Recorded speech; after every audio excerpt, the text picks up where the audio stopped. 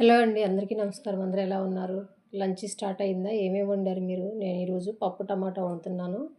నేను పప్పు ఎలా వండినా మా వాళ్ళకి నచ్చదు. అయితే చాలామంది నాకు సజెస్ట్ చేసింది ఏంటంటే, మట్టి చట్టులో వండితే చాలా టేస్ట్‌గా వస్తదని చెప్పారు. చిన్నప్పుడు ఎప్పుడో మా అమ్మ వండటం తెలుసు. కొంచెం వచ్చినాక మా అమ్మ అవి కూడా తీసేసి జల్మస్లేరు వాటిల్లో వండటం స్టార్ట్ చేసింది. అయితే ఈ మధ్య మట్టి చట్టులో అతను వచ్చాడని చెప్పాను కదా! మళ్ళీ అతను తెల్లారే వచ్చాడు.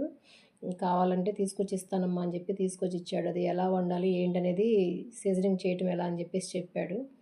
అది తీసుకున్నాను. ఈరోజు వండుతున్నాను. ఇందులో పప్పు ఎలా వస్తదో ఏంటో చూడాలి. నేనైతే ఇదే ఫస్ట్ టైం వండటం మట్టి వాటిల్లో. అయితే ఈ మట్టి పాత్రలు అమ్మే ఆయన ఫస్ట్ ఏదైనా సరే సిమ్‌లో పెట్టి వండుకోవాలి. హై ఫ్లేమ్‌లో పెట్టకూడదని చెప్పేసి చెప్పాడు. అలాగే ఒక రోజంతా నీళ్ళలో నానబెట్టమని చెప్పాడు. నాకైతే చాలా భయమేసింది. ఇవేమైనా బ్రేక్ అవుతాయేమో అని చెప్పేసి ఫస్ట్ టైం కదా వండటం. కొంచెం భయమేసింది. అలాగే సిమ్‌లో పెట్టి వండాను. అయితే పప్పు ఒక అరగంట నానబెట్టుకొని ఉడకబెట్టుకున్న తర్వాత అందులోకి ఉల్లిపాయలు, టమాటాలు, పచ్చిమిరపకాయలు ఇవన్నీ వేసి తర్వాత చింతపండు, ధనియాల పొడి, వెల్లుల్లిపాయలు వేసి మొత్తం మెత్తగా రుబ్బేశాను.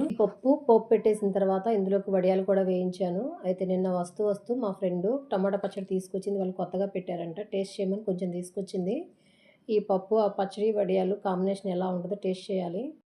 అయితే ఈ పప్పు చాలా టేస్ట్‌గానే వచ్చింది. మా పిల్లలకు కూడా నచ్చింది. బానే ఉందన్నారు. పప్పు, పచ్చడి, నెయ్యి, వడియాలు ఇది ఎవర్‌గ్రీన్ కాంబినేషన్ ఎవరికైనా నచ్చుతుంది.